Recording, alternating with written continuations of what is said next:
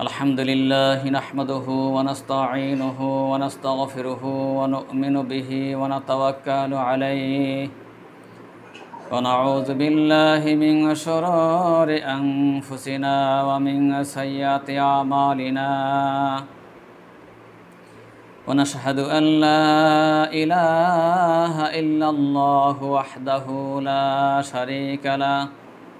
ونشهد أن سيدنا ومولانا محمدًا عبده ورسوله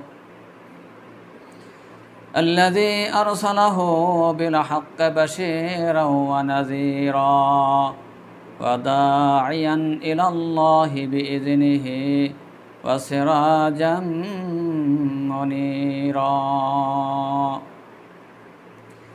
فقد قال الله تعالى في كلامه المجيد وفرقانه الحميد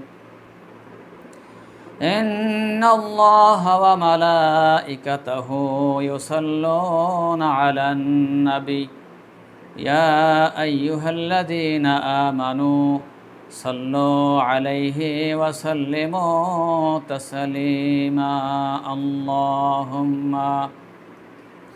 صل على سيدنا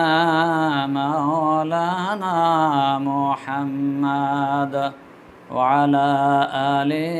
سيدنا مولانا محمد আল্লাহ তাআলা কুরআনুল কারীমের সূরাতুন নিসার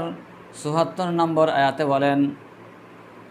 ফালিয়ুকাতিল ফি সাবিলিল্লাহিল্লাযীনা ইয়াশরুনাল হায়াতাদ দুনিয়া বিল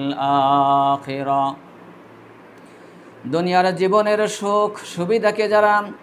আখিরাতের বিনিময়ে বিক্রি করে দিতে পারে